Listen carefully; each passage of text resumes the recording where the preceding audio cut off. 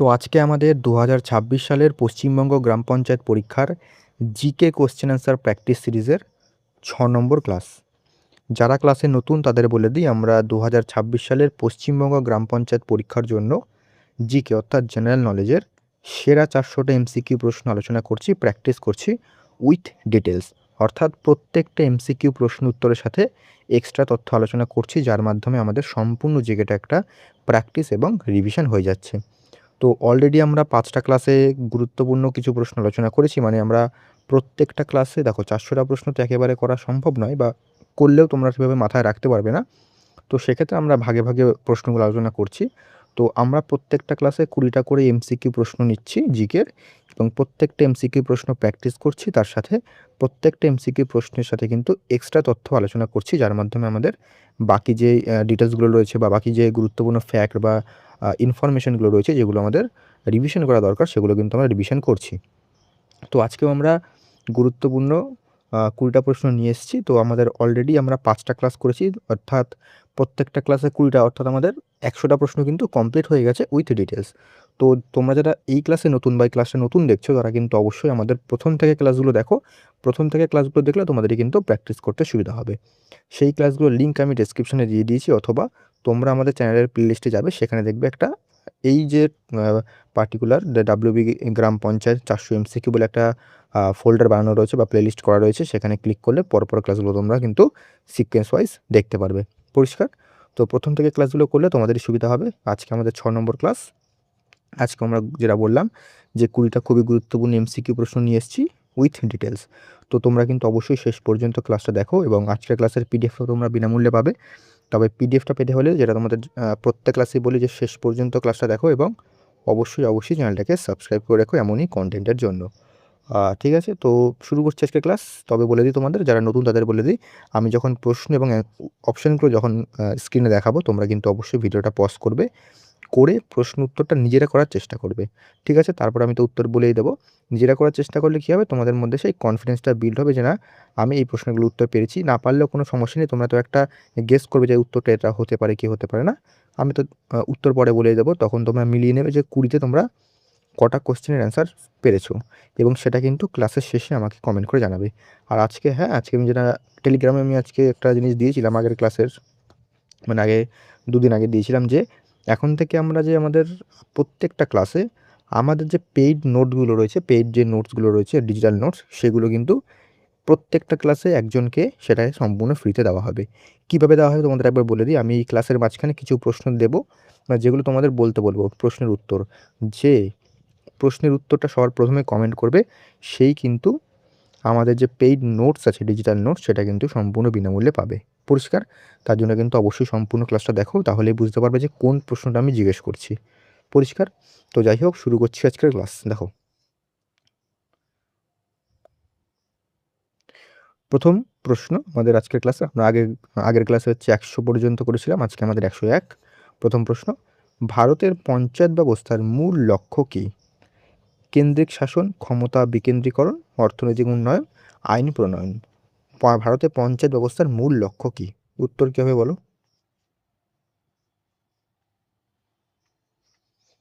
এটার উত্তর হবে অপশান নাম্বার বি, ক্ষমতার বিকেন্দ্রীকরণ। আমি কিন্তু খুব একটা বেশি পজ নেব না, কারণ তাহলে ক্লাসটা অনেকটা বড় হয়ে যাবে। তোমাদের দায়িত্ব হচ্ছে তোমরা ভিডিওটা পজ করে উত্তরটা নিজেরা করার চেষ্টা করবে। পরিষ্কার? দেখো, পঞ্চায়েত ব্যবস্থার মূল উদ্দেশ্য হচ্ছে গ্রামীণ স্বশাসন প্রতিষ্ঠা, স্থানীয় জনগণকে সিদ্ধান্ত গ্রহণে অংশগ্রহণের সুযোগ দেওয়া হয়। সংবিধানের একাদশ তফসিলের পঞ্চায়েতের 29টি বিষয় কিন্তু উল্লেখ রয়েছে। ঠিক আছে? গ্রামসভা হচ্ছে পঞ্চায়েত ব্যবস্থার ভিত্তি, এটা কিন্তু পরীক্ষা অনেকবার দেয়, এবং বলবন্ত রায় মেহতা কমিটি 1957 সালে পঞ্চায়েত ব্যবস্থাকে কিন্তু সুপারিশ করে, এবং পঞ্চায়েত যে ব্যবস্থা সেটা সাংবিধানিক স্বীকৃতি কবে পায়? 1992 সালের 73তম সংবিধান সংশোধনীর মাধ্যমে। ঠিক আছে? সংবিধানের কত নম্বর ধারায় রয়েছে? 243 থেকে 243 ও পর্যন্ত রয়েছে। ঠিক আছে? তো এগুলো কিন্তু আমি অনেক আগে যে 5টা ক্লাস করেছি, সেখানে কিন্তু এগুলো আমি অনেকবার আলোচনা করেছি। সেক্ষেত্রে তোমরা কিন্তু প্রথম থেকে ক্লাসগুলো দেখো, তাহলে কিন্তু তোমরা নিজেরা সেগুলোকে রিকল করতে পারবে। পরিষ্কার? চলে আসছি নেক্সট কোশ্চেনে। কার কত নম্বর পার্টে রয়েছে? পার্ট নম্বর কিন্তু, এক সেকেন্ড একটু বলে দিই তোমাদের। পার্ট নম্বর রয়েছে, পঞ্চায়েত রয়েছে পার্ট নম্বর 9-এ। ঠিক আছে, পার্ট নম্বর 9 কিন্তু পঞ্চায়েত রয়েছে। আর ডিপিএসপির কত নম্বর আর্টিকেলে বলা হয়েছে যে পঞ্চায়েত গঠনের কথা? উত্তর হবে 40 নম্বর আর্টিকেলে। ওকে, এগুলো কিন্তু তোমরা চাইলে নোট করে নিতে পারো। নেক্সট 102, পশ্চিমবঙ্গের কোন জেলায় সবচেয়ে বেশি বনাঞ্চল রয়েছে? দার্জিলিং, দক্ষিণ 24 পরগনা, পুরুলিয়া, আলিপুরদুয়ার। কী হবে উত্তর?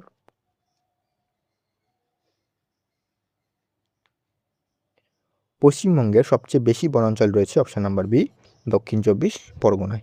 ঠিক আছে, এবার দেখো, সুন্দরবনের বৃহত্তম অংশ দক্ষিণ 24 পরগনা জেলায় অবস্থিত। এটি পশ্চিমবঙ্গের সর্বাধিক বনাঞ্চলযুক্ত জেলা। এখানে সুন্দরবন জাতীয় উদ্যান রয়েছে। এবার দেখো, বিভিন্ন কিন্তু যে সুন্দরবন কিন্তু বিভিন্ন তকমা পেয়েছে। তো কোন সালে কোন তকমা পেয়েছে সেটা কিন্তু পরীক্ষায় দেয়, সেটা আমাদের একবার জানা উচিত। হচ্ছে 1973 সালে ব্যাঘ্র প্রকল্প, 1977 সালে বন্যপ্রাণী অভয়ারণ্য মানে ওয়াইল্ড লাইফ স্যাংচুরি, 1984 সালে জাতীয় উদ্যানের তকমা পেয়েছিল, 1987 সালে হচ্ছে ইউনেস্কো বিশ্ব ঐতিহ্য স্থান মানে ইউনেস্কো ওয়ার্ল্ড হেরিটেজ সাইট, 1989-তে পেয়েছিল বায়োস্ফিয়ার রিজার্ভ এবং 2019 সালে রামসার সাইট। তো এগুলো কিন্তু সালগুলো মনে রাখবে যে কোন সালে সুন্দরবন কোন তকমা পেয়েছে। এখান থেকে কিন্তু ডাইরেক্ট প্রশ্ন তুলে দেয়। নেক্সট পরবর্তী প্রশ্ন হচ্ছে 103। 103 কি বলছে? স্বরাজ আমার জন্মগত অধিকার। এটি কার উক্তি?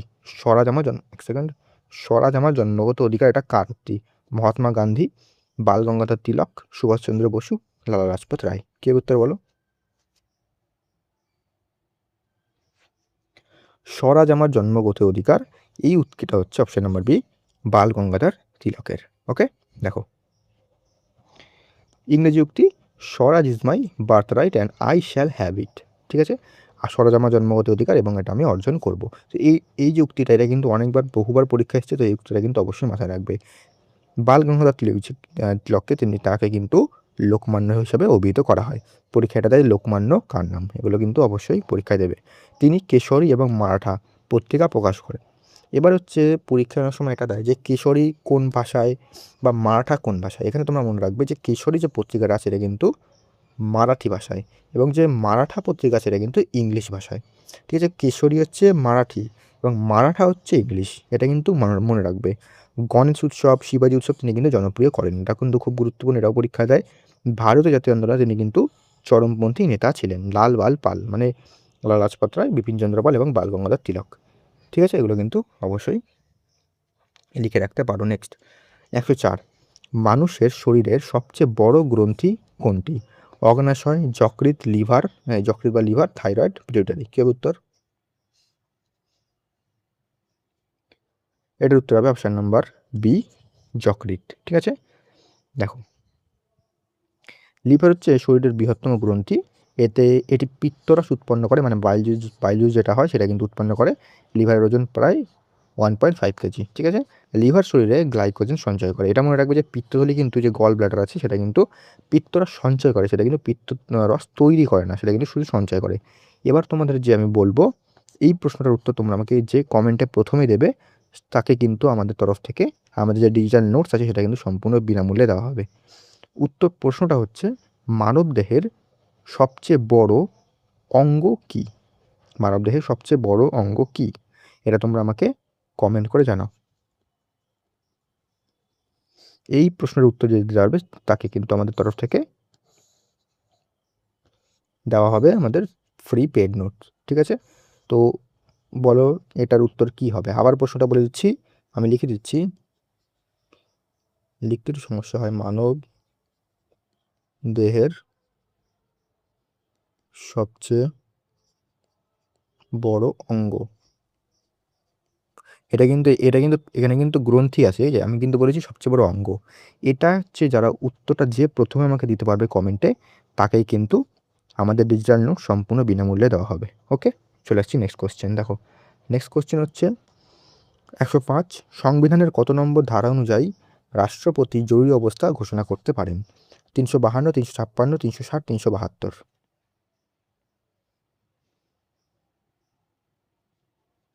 দেখো, রাষ্ট্রপতি জরুরি অবস্থা বা ন্যাশনাল ইমার্জেন্সি জারি করতে পারে অপশান নাম্বার এ, 352 নম্বর ধারা অনুযায়ী। ওকে, দেখো 352 নম্বর ধারায় রয়েছে হচ্ছে জাতীয় জরুরি অবস্থা, 356-তে রয়েছে রাষ্ট্রপতি শাসন মানে প্রেসিডেন্ট রুল, 360-এ রয়েছে আর্থিক জরুরি অবস্থা।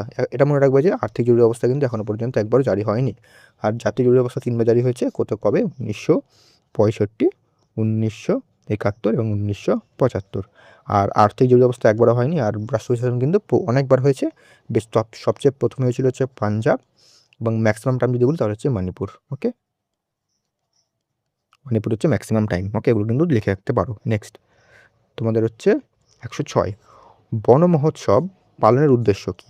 বন সম্পদ বৃদ্ধি করা, গাছ লাগানো এবং অরণ্য সৃষ্টি, বন্যপ্রাণী রক্ষা, পর্যটন উন্নয়ন। কী হবে উত্তর বলো?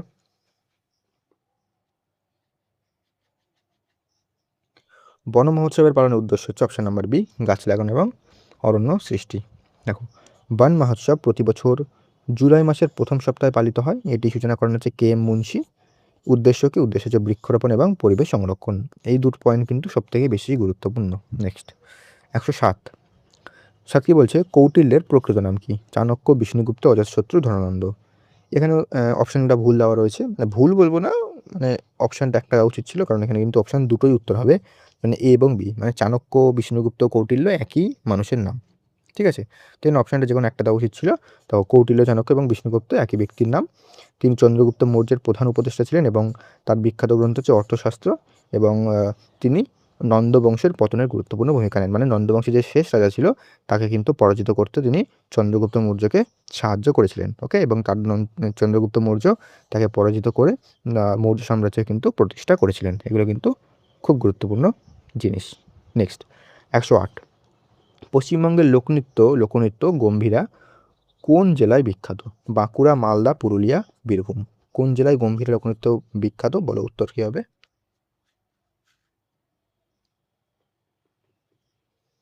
এটার উত্তর হবে অপশন নাম্বার বি, মালদা। ঠিক আছে, দেখো, মালদা গম্ভীরা মূলত মালদা জেলার লোকনৃত্য। এটি চৈত্র সংক্রান্তি উপলক্ষে পরিবেশিত হয়। যে এই জিনিসটা মনে রাখবে। ঠিক আছে, গম্ভীরা নানা নাতি চরিত্র খুবই বিখ্যাত, এবং সামাজিক ও রাজনৈতিক বিষয় এতে তুলে ধরা হয়। এবং পুরুলিয়া বিখ্যাত হচ্ছে ছৌ নাচের জন্য।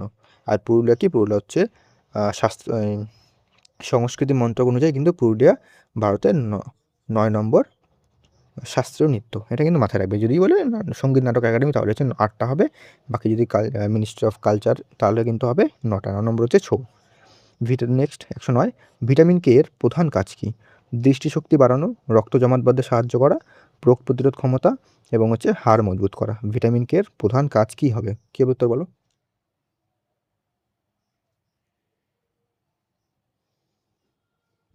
ভিটামিন কে এর প্রধান কাজ হচ্ছে অপশন নাম্বার বি, রক্ত জমাট বাঁধতে সাহায্য করা।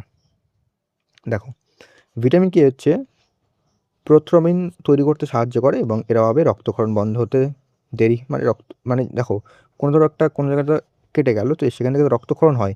এবার এই রক্তক্ষরণটা বন্ধ হয়ে যাবে, অনেকের জমাট খুব তাড়াতাড়ি বাঁধে বা অনেকের দেবে দেরিতে বাঁধে। তো এই যে রক্ত জমাটটা বাঁধে যাতে রক্তটা বেরোতে না পারে, তো এইটা কিন্তু ভিটামিনকে সাহায্য করে। এবং যাদের ধরো শরীরে ভিটামিন কে এর ডেফিসিয়েন্সি আছে তাদের কিন্তু এই যে রক্তটা কিন্তু জমাট কিন্তু অনেকটা দেরিতে বাঁধে। ওকে, এটা মাথায় রাখবে। এটা কিন্তু চর্বিতে দ্রবণীয় ভিটামিন। আমি বলেছিলাম যে চর্বিতে মানে ফ্যাটে এবং ওয়াটারে, মানে জলে, দুটো আলাদা আলাদা। ফ্যাটে কী হবে? ফ্যাটে হবে হচ্ছে এ, ডি, ই এবং কে। আর ওয়াটারে কী হবে? B, C. ঠিক আছে, এগুলো কিন্তু মাথায় রাখবে। এগুলো হচ্ছে চর্বিতে দ্রবণীয়, এবং হচ্ছে এগুলো হচ্ছে জলে দ্রবণীয় এই ভিটামিন। ওকে, নেক্সট হচ্ছে সবুজ শাকসবজি ভিটামিন কে এর একটা ভালো উৎস। তো উৎসগুলো কিন্তু দেখে রাখবে। নেক্সট 110 কী বলছে? ভারতের রুর কাকে বলা হয়? দুর্গাপুর, আসানসোল, রাঁচি, ধানবাদ। ভারতের রুর কাকে বলা হয় বলো? খুব গুরুত্বপূর্ণ প্রশ্ন। ভারতের রুর বলা হয় অপশন নাম্বার এ, দুর্গাপুরকে। ঠিক আছে, দেখো, দুর্গাপুরকে ভারতের রুর বলা হয়, মানে দুর্গাপুরকে বলা হয় বা রুর অফ ইন্ডিয়া। এটি পশ্চিমবঙ্গের অন্যতম শিল্পনগরী। এখানে দুর্গাপুর স্টিল প্ল্যান্ট অবস্থিত, এবং দামোদর উপত্যকা শিল্পাঞ্চল খুব গুরুত্বপূর্ণ কেন্দ্র। এগুলো দেখে রাখবে জাস্ট, তাহলেই হবে। নেক্সট 111 দেখো কী বলছে? বর্তমান ভারত কার রচনা? রবীন্দ্রনাথ ঠাকুর, স্বামী বিবেকানন্দ, বঙ্কিমচন্দ্র চট্টোপাধ্যায়, ঈশ্বরচন্দ্র বিদ্যাসাগর। বর্তমান ভারত কার রচনা? কী হবে উত্তর বলো? বর্তমান ভারত রচনা হলো অপশন নাম্বার বি, স্বামী বিবেকানন্দের। ঠিক আছে, দেখো, বর্তমান ভারত হচ্ছে স্বামী বিবেকানন্দের অন্যতম বিখ্যাত প্রবন্ধ। তার গুরু ছিলেন শ্রী রামকৃষ্ণ পরমহংস। তিনি 1893 সালে শিকাগোর বিশ্ব ধর্ম মহাসভায় ভাষণ দেন। এই তারিখটা কিন্তু জিজ্ঞেস করে যে তিনি শিকাগোয় ভাষণ কত সালে দেন, উত্তর হবে 1893 সালে। রামকৃষ্ণ মিশন প্রতিষ্ঠা করেন তিনি 1897 সালে এবং তার জন্মদিনে 12ই জানুয়ারি জাতীয় যুব দিবস বা ন্যাশনাল ইউথ ডে পালিত হয় কবে? 12ই জানুয়ারিতে। ওকে, এগুলো কিন্তু প্রত্যেকটা জিনিস গুরুত্বপূর্ণ। ঠিক আছে, নেক্সট 112 পশ্চিমবঙ্গের বলছি পঞ্চায়েত সমিতির প্রশাসনিক প্রধান কে? বিডিও, মহকুমা শাসক, জেলা শাসক, সভাপতি। কেউ উত্তর বলো।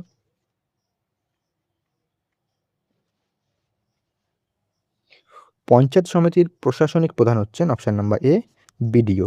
ঠিক আছে, বিডিও মানে ব্লক ডেভেলপমেন্ট অফিসার। পঞ্চায়েত সমিতির প্রশাসনিক প্রধান তিনি এবং তিনি ব্লক স্তরের উন্নয়নমূলক প্রকল্পে বাস্তবায়ন করেন। পঞ্চায়েত সমিতির নির্বাচিত প্রধান হলেন সভাপতি। ওকে, আর বিডিও রাজ্য সরকারের প্রশাসনিক কর্মকর্তা। ব্লক প্রশাসন প্রধান কার্যালয়কে বিডিও অফিস বলা হয়। আর এখানে একটা জিনিস মনে রাখবে যে এই যে পঞ্চায়েত সমিতির নির্বাচিত প্রধানকে বলা হয় সভাপতি, আর জেলা পরিষদের কি বলা হয়? সভাধিপতি। গ্রাম পঞ্চায়েত বলা হয়? উত্তর হবে প্রধান। এগুলো কিন্তু আমি অলরেডি আগের ক্লাসে আগের যে কোনো একটা ক্লাসে আমি আলোচনা করেছিলাম, সেগুলো কিন্তু দেখে আসো ক্লাসগুলো।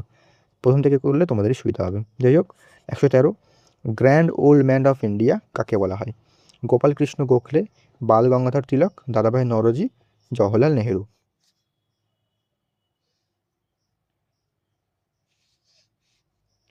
Grand old man of India কাকে বলা হয়? উত্তর হবে অপশন নাম্বার সি, দাদাভাই নওরোজি। ওকে, দেখো দাদাভাই নওরোজিকে grand old man of India বলা হয়। তিনি ড্রেন থিওরি দিয়েছিলেন এবং তার বিখ্যাত গ্রন্থ কি? Poverty and un-British rule in India. এটা কিন্তু অত্যন্ত গুরুত্বপূর্ণ, পরীক্ষায় প্রচুরবার দেওয়া হয়েছে।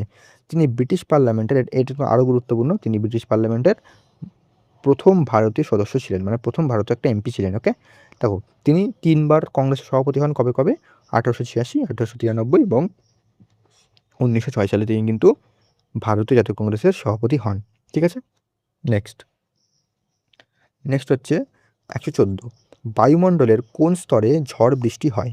Stratosphere, troposphere, mesosphere, ionosphere.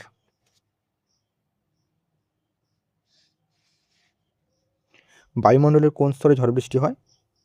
এর উত্তর হবে অপশন নাম্বার বি, ট্রপোস্ফিয়ারে কিন্তু ঝড় বৃষ্টি হয়। দেখো এবার এই যে বায়ুমণ্ডলের সব যে আবহাওয়াজনিত যে ঘটনাগুলো রয়েছে, যেগুলো হচ্ছে তোমাদের ঝড় বৃষ্টি, মেঘ, ঠিক আছে, এই যে জিনিসগুলো এগুলো কিন্তু সমস্ত কিছু ট্রপোস্ফিয়ারে হয়, যেন এটাকে কিন্তু ক্ষুদ্রমণ্ডল বলা হয়।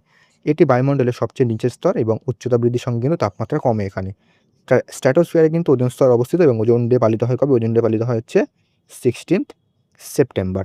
আর এই যে স্ট্র্যাটোস্ফিয়ার, এখানে কিন্তু জেট প্লেন চলাচল করে। ওকে, এটা মাথায় রাখবে। আর মেসোস্ফিয়ার অধিকাংশ উল্কাপিণ্ড পুড়ে ছাই হয়ে যায়। ওকে, মেসোস্ফিয়ার এটা মাথায় রাখবে। এটা কিন্তু কোল্ডেস্ট লেয়ার, মানে যে অ্যাটমসফিয়ার আছে, মানে আমাদের যে অ্যাটমসফিয়ার, তার মধ্যে এই মেসোস্ফিয়ারটা হচ্ছে সবচেয়ে কোল্ডেস্ট লেয়ার। ঠিক আছে, কোল্ডেস্ট লেয়ার মানে শীতলতম স্তর হচ্ছে এটা। ঠিক আছে, আর স্ট্র্যাটোস্ফিয়ার হচ্ছে শান্তমণ্ডল, আর ট্রপোস্ফিয়ারকে বলা হচ্ছে ক্ষুদ্রমণ্ডল। এগুলো কিন্তু মাথায় রাখবে। এই যেমন এই যে ট্রপোস্ফিয়ার হচ্ছে উচ্চতা বৃদ্ধির সাথে তাপমাত্রা কমে, কিন্তু আবার স্ট্র্যাটোস্ফিয়ারে গেলে কিন্তু কী হবে বলো তো? উচ্চতা বাড়ার সঙ্গে তাপমাত্রা কিন্তু বাড়বে। ঠিক আছে, এটা কিন্তু মাথায় রাখবে। ঠিক আছে, এগুলো কিন্তু পরীক্ষায় দেয়। ঠিক আছে, মিসোস্ফিয়ার, তারপর একটা হচ্ছে তার এর উপরে আছে, মিসোস্ফিয়ারের উপরে কী আছে বলো তো? থার্মোস্ফিয়ার বা আয়নোস্ফিয়ার। এই যে থার্মোস্ফিয়ার, আয়নোস্ফিয়ার আছে, এখানে কিন্তু যে রেডিও যে তরঙ্গগুলো আছে সেগুলো কিন্তু এখান থেকে প্রতিফলিত হয়, মানে রিফ্লেক্ট হয়। এগুলো কিন্তু প্রত্যেকটা জিনিস পরীক্ষার জন্য গুরুত্বপূর্ণ। এগুলো কিন্তু তোমার যেগুলো বলছি সেগুলো কিন্তু খাতায় আলাদা করে নোট করে নাও। 115 পশ্চিমবঙ্গের কোন জেলায় তিস্তা নদী প্রধান নদী? জলপাইগুড়ি, কোচবিহার, কালিম্পং, উত্তর দিনাজপুর। কে উত্তর বলো। দেখো পশ্চিমবঙ্গের তিস্তা নদী হচ্ছে অপশন নাম্বার এ, জলপাইগুড়ির প্রধান নদী। ঠিক আছে, দেখো তিস্তা নদী জলপাইগুড়ির প্রধান নদী। তিস্তা নদীর শেষে ব্রহ্মপুত্র মিলিত হয়, যেটা বাংলাদেশে চলে যায়, যেটা ব্রহ্মপুত্র বা তোমাদের হচ্ছে যমুনা নামে বাংলাদেশে কিন্তু প্রবেশ করে। তিস্তার উপনদীগুলির মধ্যে রঙ্গিত কিন্তু উল্লেখযোগ্য, মানে রঙ্গিত পরীক্ষা দিতে পারে যে কার উপনদী? উত্তর হবে তিস্তা নদীর উপনদী। নেক্সট 116 দেখো কোষের আত্মঘাতী থলি কাকে বলা হয়? সুসাইডাল ব্যাগ কাকে বলা হয়? Mitochondria, lysosome, ribosome, nucleus. কী হবে উত্তর? দেখো suicidal bag of the cell বা কোষের আত্মঘাতী থলি হচ্ছে অপশন নাম্বার বি, লাইসোজোম। ঠিক আছে, দেখো এবার দেখো লাইসোজোমকে suicidal bag of the cell বলা হয়। এতে এতে হজমকারী এনজাইম থাকে, এদের ক্ষতিগ্রস্ত যে কোষীয় অঙ্গনে ধ্বংস করে এবং নিজেও কিন্তু ধ্বংস হয়ে যায়। এই আবিষ্কারক হচ্ছে ক্রিশ্চিয়ান দা ডুভ। এটা কিন্তু মাথায় রাখবে। উচ্চারণটা ঠিক করেছি যতদূর মনে হচ্ছে আমার। 117 দেখো, কোন সালে পশ্চিমবঙ্গে প্রথম পঞ্চায়েত নির্বাচন অনুষ্ঠিত হয়? 1975, 1978, 1980, 1982।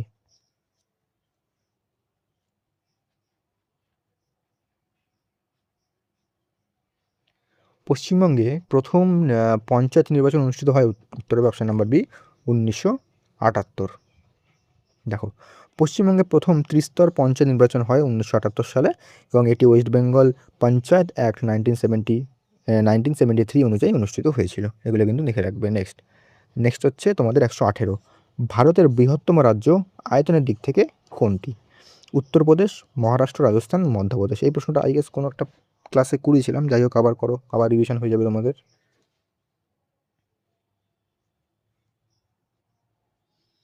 দেখো, এটা হচ্ছে অপশন নাম্বার সি, রাজস্থান। ওকে, দেখো এবার দেখো, রাজস্থানের আয়তন তোমাদের দেখার দরকার নেই, পরীক্ষায় দেবে না, তাও দেখে রাখো, মানে বলছি, মানে মুখস্থ করতে হবে না, দেখে রাখো জাস্ট। 3,42,239 বর্গ কিলোমিটার। দেখে রাখো, মনে করার কোনো দরকার নেই, ঠিক আছে। ভারতের ধর্মভূমির অধিকাংশ কিন্তু রাজস্থানে অবস্থিত। রাজস্থানের রাজধানী হচ্ছে জয়পুর। আয়তনের দিক থেকে দ্বিতীয় বৃহত্তম হচ্ছে মধ্যপ্রদেশ।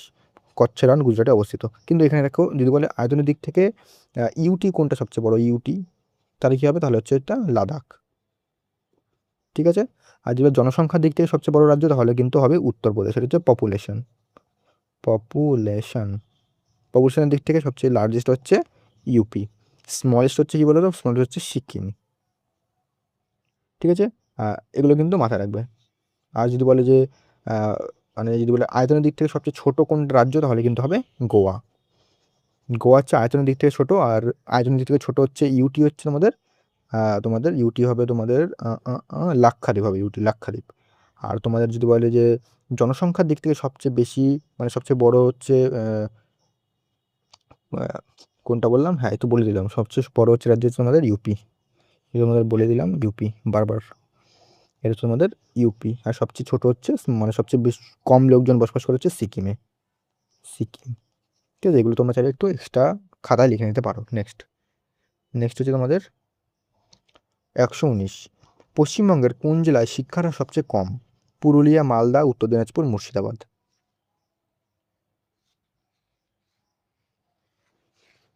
পশ্চিমবঙ্গের সবচেয়ে শিক্ষার হার কোন জেলায়? উত্তর হবে অপশন নাম্বার সি, উত্তর দিনাজপুর।